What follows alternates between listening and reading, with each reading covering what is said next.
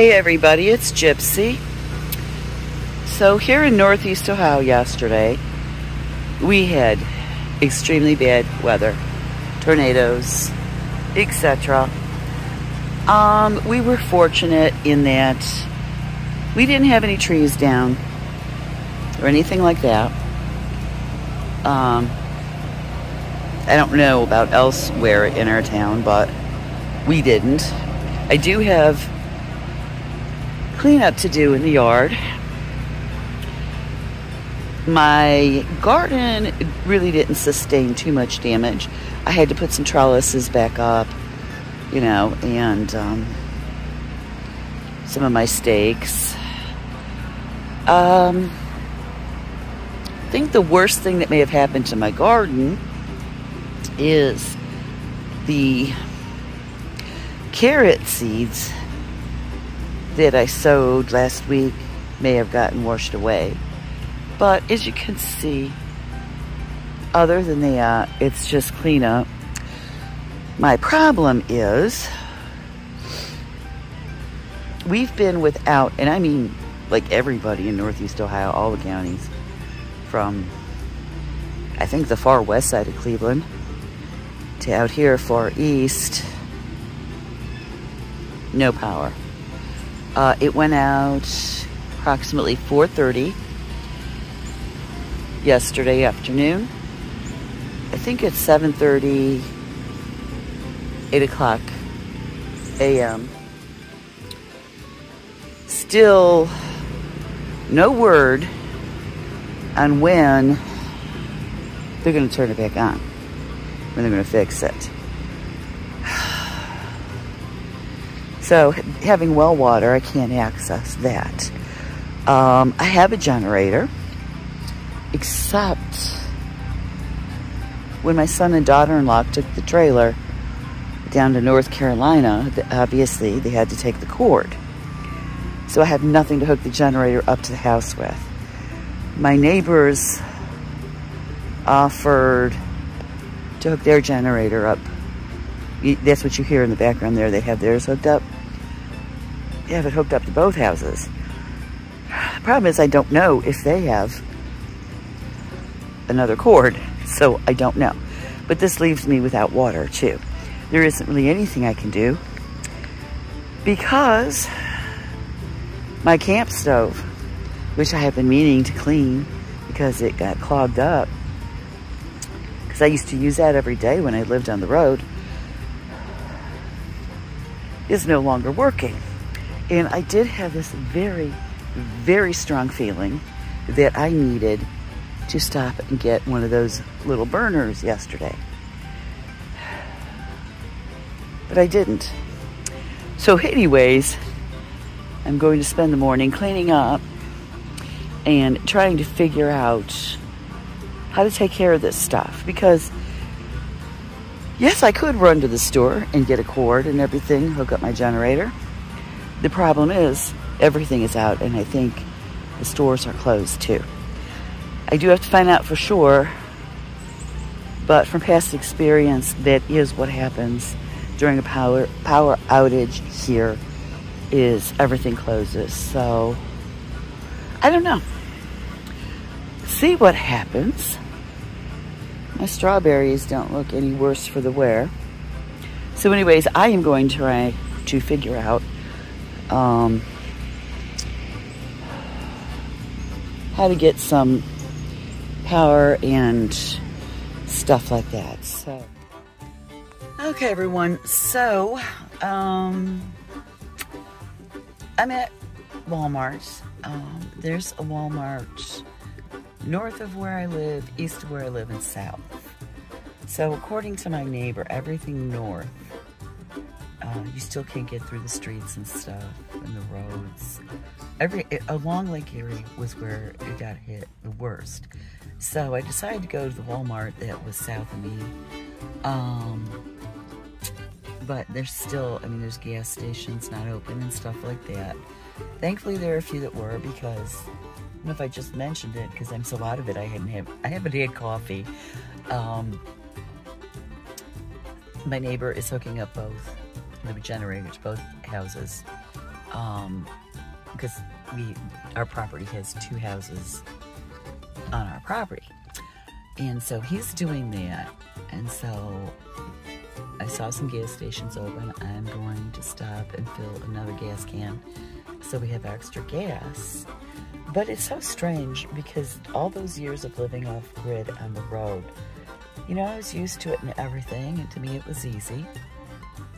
But it's different when you're in society and you're in a house. It's like I have to be totally roughing it. I'm like, well, how does this work with a house and stuff like that? I mean, I feel so stupid. But my biggest problem is, all right, like my camp stove. The piece that connects to the propane cylinder is missing. And also my tube that connects to a big propane tank is missing. And this is all due to my accident and my son and daughter-in-law trying to get as much of my stuff off my property as possible. They couldn't get everything. I did not know what was missing, not everything, until today when I needed it. So anyways, no big deal because I have great neighbors and thankfully they're all young. And so, you know, I'm okay. So just, you know, I went up and got a few things at Walmart. I'm going to get the gas. And I need to find a cup of coffee because I haven't eaten one yet. So, yeah, it's been, what, 14, 15, 16 hours without electricity. No big deal. Doing good. So, okay, everyone. So we've heard it's going to be 3 to 5 days before we get power back. I got my little burner, grilling up a little sandwich here for myself. So I forgot my son had like this kind of battery thing that you charge, and kind of, I guess, like a Jackery. I don't know if it's that brand, but the dining room light is plugged in there. Not that I'm using it that much. Still want to be frugal. Let's see, what else?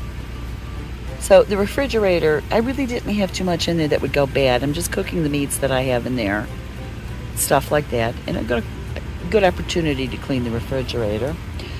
And our neighbor's an electrician, so he is setting it up to have the pump in the other house on our property plugged in along with their refrigerator because they have a baby.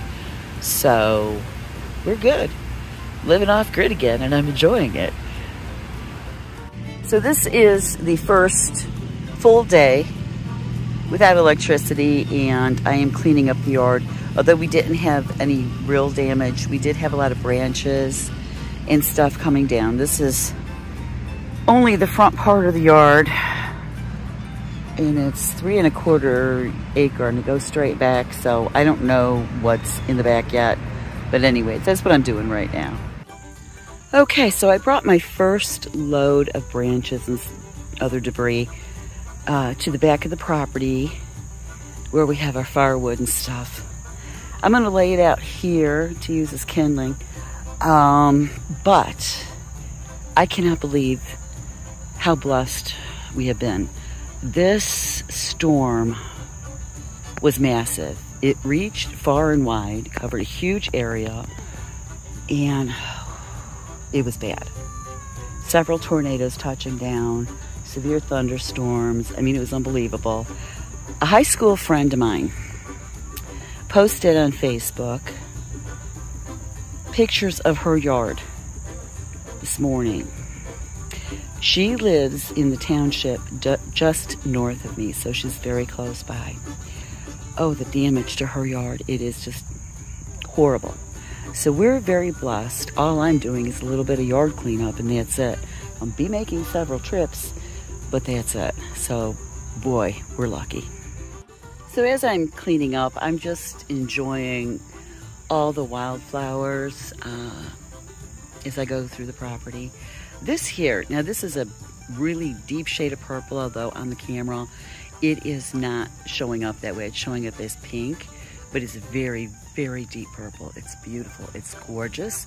And this is called giant ironweed.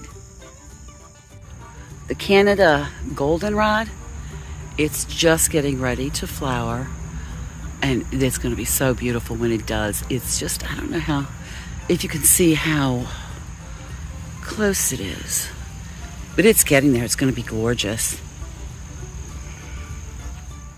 Okay, so this is the mugwort, and this also is so close to blooming, and I can't wait till it does, because I'd really like to make some tea with the blooms, with the flowers.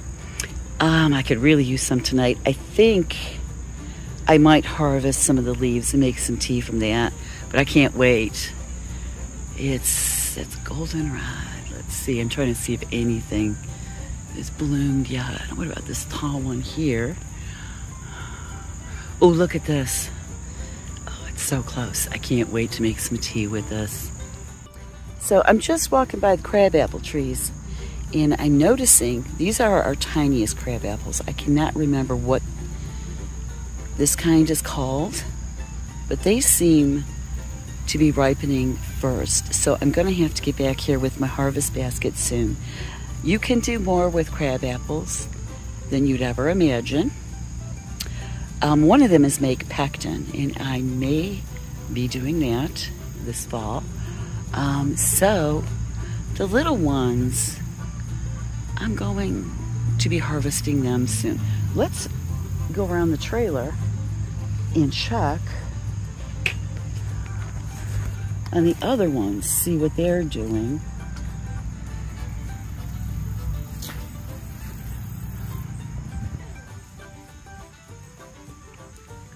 So these, you know, the plant identifier keeps saying these are crab apples, but they seem a bit large. So I'm not so sure. If anybody knows the answer, let me know. I don't see any of these. They are turning because they are like yellow, and they went from green to yellow. So these should be ripening soon. So those were the large ones. This is, well, these are small too, but nothing's turning. Seems like whoever planted these kind of grafted some of the trees. So like one half is one variety of crab apples, and the other half is another. Ooh, I gotta clean up over here by my little sanctuary. There are tree branches on my bench. So let's see. These aren't looking too healthy. These are the medium-sized ones. Yeah, they're not looking too good. The other ones look better. Some of them are turning. Yeah, this tree's got something going on with it. So, let's see over here.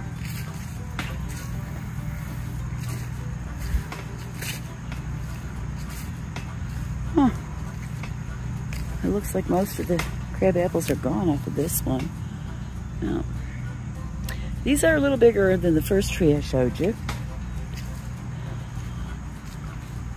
So, yeah, I mean, there's just so much you could do with crab apples. Nobody realizes it. Like, I've told this story before. We had a crab apple tree in our yard when I was a kid.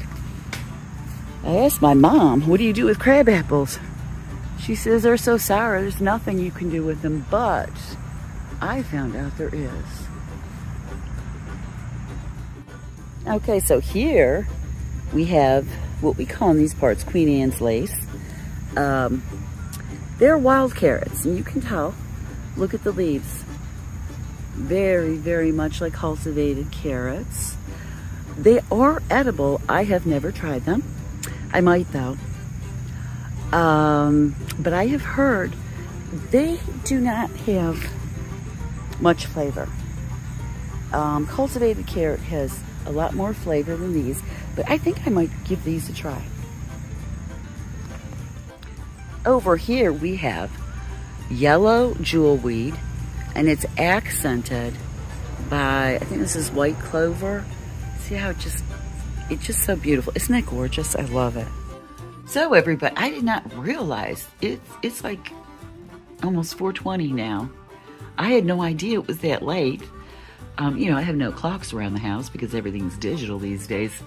And I just looked at my phone. Thank God for my son's battery thingy. Otherwise, I wouldn't have known that. Anyways, I think I'm pretty much going to call it a day for the first day without electricity. Now that my electrician neighbor set it up, so both houses have running water. He got the pump running. I think I'm going to wash some dishes. Maybe take a shower.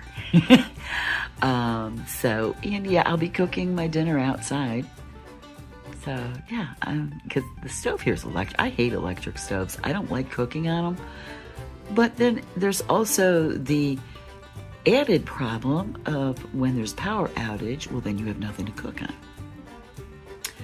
So I have my one little burner. I'm hoping to get around to fixing my camp stove because that actually has 3 burners. It has 2 regular burners and then one long one in the middle for a grill. So, when I was in Walmart, the part I was looking for my camp stove to hook it up to a propane tank or a propane cylinder even, they didn't have them. There were none. So I'm going to have to find that elsewhere. Anyway, first day, I enjoyed it. You know, it was a rough start without my coffee, but now I know that tomorrow I just go sit outside and I make my coffee and I'm good to go. It's going to be nice. So I'm going to leave you with that. Blessed be and make it a joyful one.